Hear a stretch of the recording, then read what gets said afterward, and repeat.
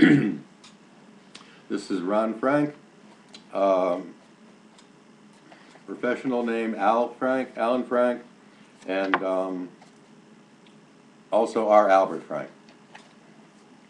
This is continuing segment 3 now of Or to the People that Michael Elsey helped me put together years ago.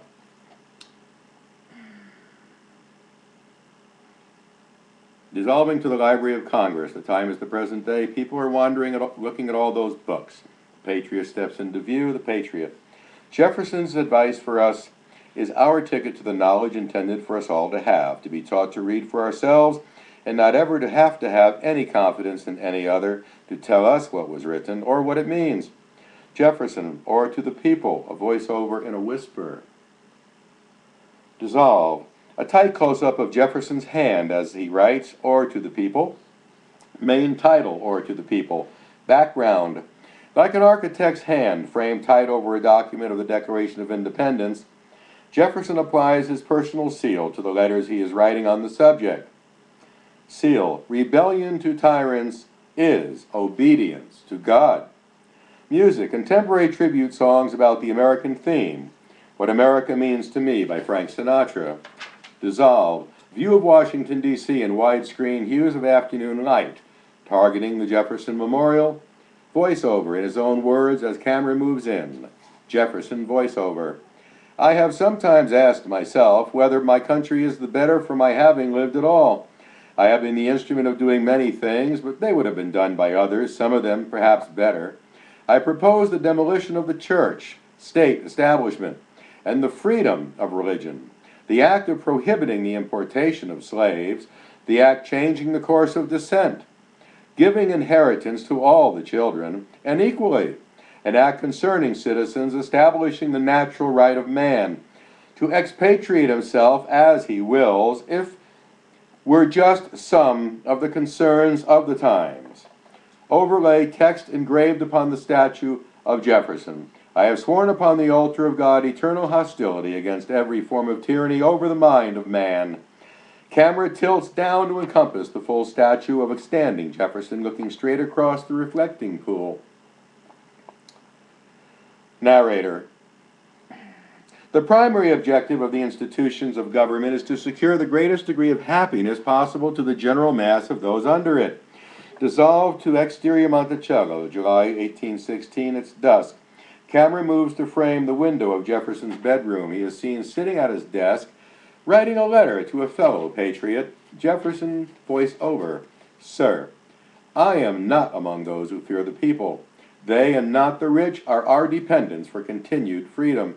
And to preserve their independence, we must not let our rulers load us with perpetual debt. We must make our election between economy and liberty, or profusion and servitude. If we run into such debts as that we must be taxed in our meat and in our drink, in our necessaries and our comforts, in our labors and our amusements, for our callings and our creeds, and our people must come to labor 16 hours in the 24, give the earnings of 15 of these hours to the government for their debts and daily expenses, and the 6/10 being insufficient to afford us bread, have no time to think, no means of calling the mismanagers to account, but be glad to obtain substance by hiring ourselves to rivet their chains on the necks of our fellow sufferers.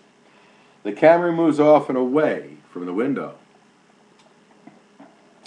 Cut to a full shot. Time is the present. A patriot steps into the frame as narration continues. A full-waving American flag is our backdrop. Narrator voice over. That to compel a man to furnish contributions of money for the propagation of opinions which he disbelieves and abhors is sinful and tyrannical. Patriot. The basic rights of man are most significant and more than the written law. If that law impedes the sovereign rights of an individual, his own existence, with being victimized by repression from government or church. Narrator. Voiceover.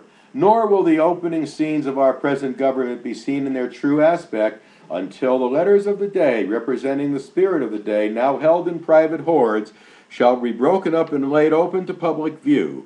What a treasure will be found in General Washington's cabinet, when it shall pass into the hands of as candid a friend to truth as he was himself.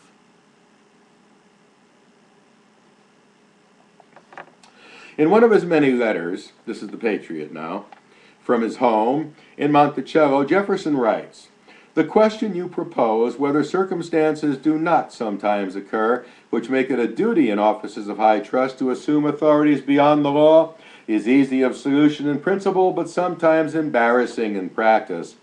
A strict observation of the written law is doubtless one of the high duties of a good citizen, but it is not the highest. The laws of necessity, of self-preservation, of saving our country when in danger, are of higher obligation.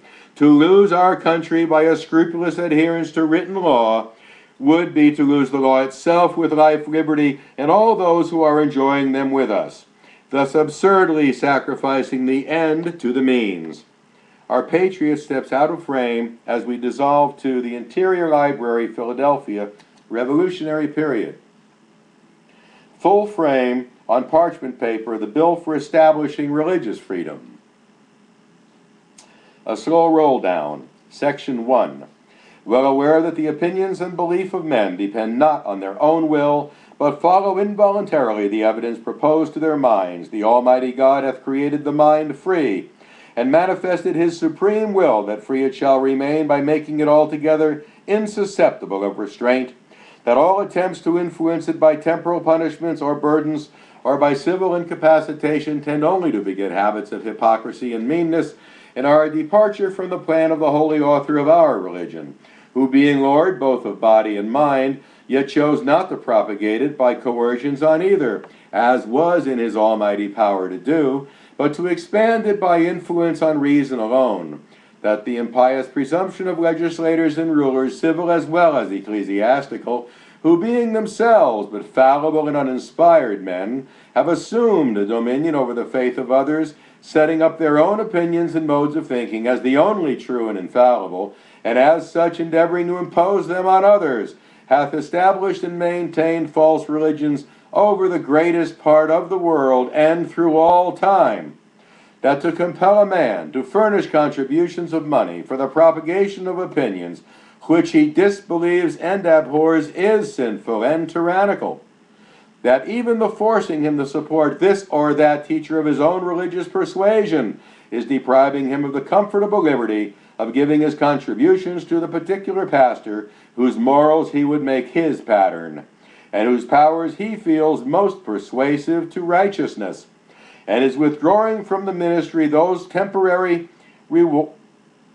rewards which, proceeding from an approbation of their personal conduct, are an additional incitement to earnest and unremitting labors for the instruction of mankind, that our civil rights have no dependence on our religious opinions, any more than our opinions in physics or geometry, that therefore the proscribing any citizen as unworthy the public confidence by laying upon him an incapacity of being called to offices of trust and employment, unless he profess or renounce this or that religious opinion, is depriving him injuriously of those privileges and advantages to which, in common with his fellow citizens, he has a natural right, that it tends to corrupt the very principles of that very religion it is meant to encourage, by bribing with a monopoly of worldly honors and emoluments those who will externally profess and conform to it, that though these are criminal who do not withstand such temptation, yet neither are those innocent who lay the bait in their way,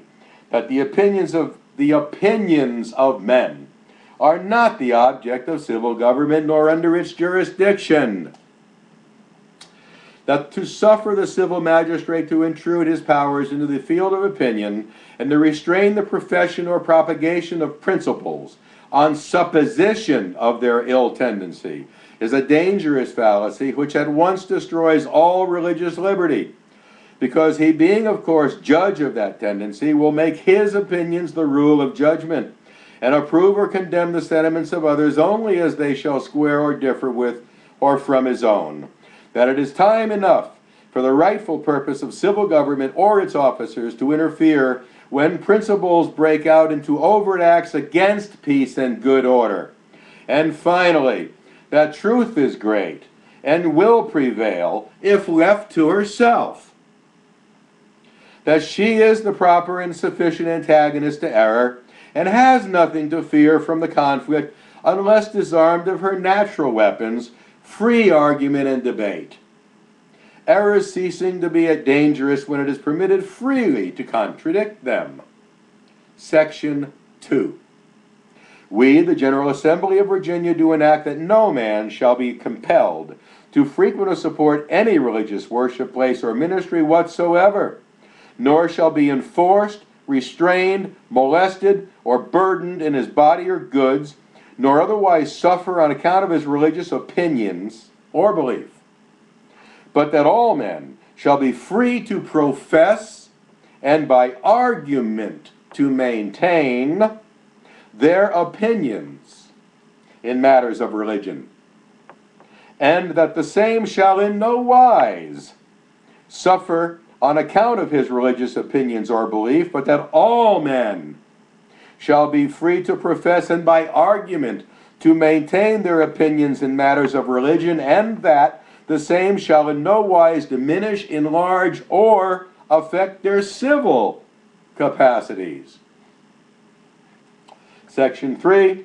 And though we well know that this assembly elected by the people for the ordinary purposes of legislation only have no power to restrain the acts of succeeding assemblies constituted with powers equal to our own, and that therefore to declare this act irrevocable would be of no effect in law, yet we are free to declare that the rights hereby asserted are of the natural rights of mankind, and that if any act shall be hereafter passed to repeal the present or to narrow its operation, such act will be an infringement of natural right.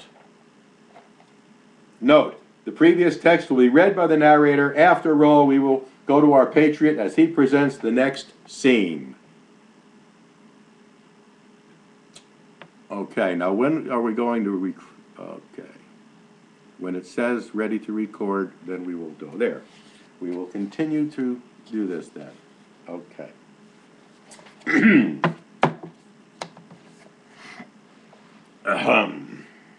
Dissolve interior Jefferson's Philadelphia residence. Patriot stands on the sideline of the scene. Patriot. Restoration of the rights of conscience. Today we write with our signatures, without prejudice, UCC 1-207. That's in quotes.